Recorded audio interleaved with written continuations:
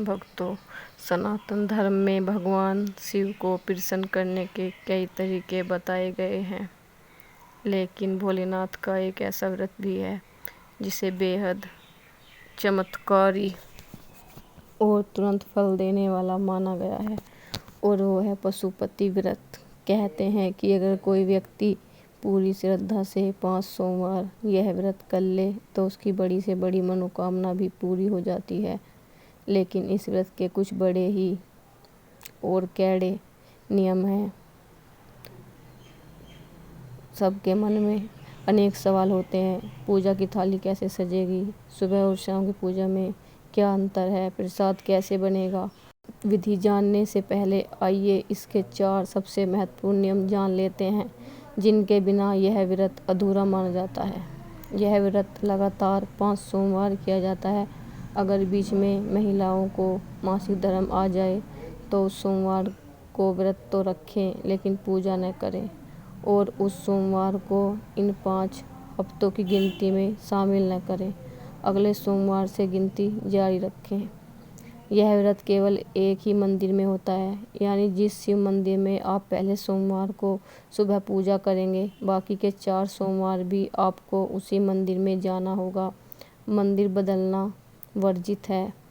इस व्रत को फलाहार किया जाता है। आप दिन भर फलाहार या पानी पी सकते हैं और शाम की पूजा के बाद ही मुख्य भोजन एक समय किया जाता है। सबसे खास बात, इस व्रत की थाली सुबह और शाम को एक ही होती है। सोमवार दिन सुबह जल्दी उठकर स्नान करें और साफ कपड़े पहनें। अब अपनी पूजा की थाली तैयार करें। ध्यान रहे, यह थाली आपको बहुत संभाल कर तैयार करनी है, क्योंकि यह थाली शाम को भी काम आएगी। थाली में क्या क्या रखें? अक्षत, बिना टूटे हुए चावल, चंदन सफ़ेद या पीला, अबीर, गुलाब, कलावा, मूली, बेलपत्र, कटे फटे न हो, धतूरा, आक के फूल या कोई भी सफ़ेद फूल, एक तांबे के लोटे में शुद्ध जल और थोड़ा सा गंगा जल, पंचामृत, दूध, दही, घी, शक्कर से मिलकर बनाया हुआ एक शुद्ध घी दीपक और धूप बत्ती। अब मंदिर में जाकर शिवलिंग का अभिषेक करें। पहले जल, फिर पंचामृत और फिर जल चढ़ाएं। चंदन का तिलक लगाएं, बेलपत्र अर्पित करें और अपनी मनोकामना मन ही मन बोलनी है।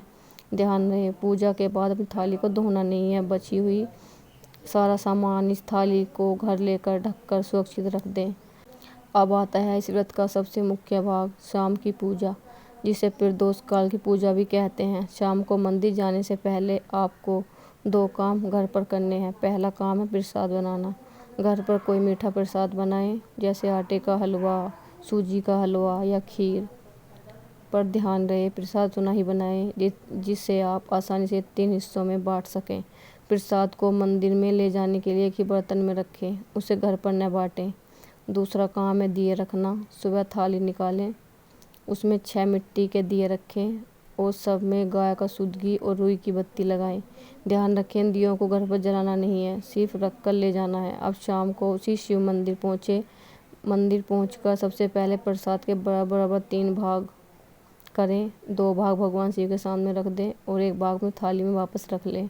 इसके बाद जो 6 दिए आप लाए हैं, उनमें से 5 दिए भगवान शिव के सामने जलाकर रख दें और अपनी मनोकामना कहें। छठा दिया बिना जलाए वापस अपनी थाली में रख लें। फिर भोलेनाथ की आरती करें। जब आप मंदिर से वापस आएँ, अपने घर आएँ तो घर के अंदर प्रवेश करने से पहले अपने मुख्य दरवाजे के सीधी तरफ बैठ जाएं। अब जो छठा दिया आप बिना जलाए मंदिर से वापस लाए हैं, उसे वहां जला कर रख दें। भगवान पशुपतिनाथ से अपने घर में सुख समृद्धि प्रार्थना करें। अब घर के अंदर आएँ। रात को भोजन करने से पहले जो प्रसाद का तीसरा हिस्सा आप मंदिर से बचा कर लाए थे, सबसे पहले उसे खाएं। ध्यान रखें, इस प्रसाद में से किसी को भी नहीं देना है, यह सिर्फ व्रत रखने वाले के लिए है। प्रसाद खाने के बाद आप अपना सात्विक भोजन या मीठा भी कर सकते हैं या फिर मिर्ची का भी खा सकते हैं, अपनी मर्जी है।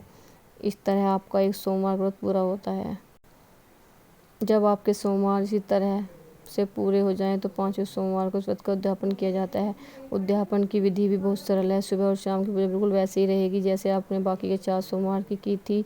बस शाम की पूजा में जब आप मंदिर जाएं तो अपने साथ एक पानी वाला जटादार नारियल और कुछ दक्षिणा लेकर जाएं। नारियल पर कलावा मूली लपेट लें। साथ ही भगवान शिव को खुश करने के लिए 108 कोई भी एक चीज़ अर्पित करें, जैसे 108 बेलपत्र, 108 चावल के दाने, अक्षत, सफ़ेद फूल पार्वती और शिवलिंग के पास रख दें। हाथ जोड़कर अपनी भूल चूक की माफ़ी मांगें और व्रत संपन्न करें।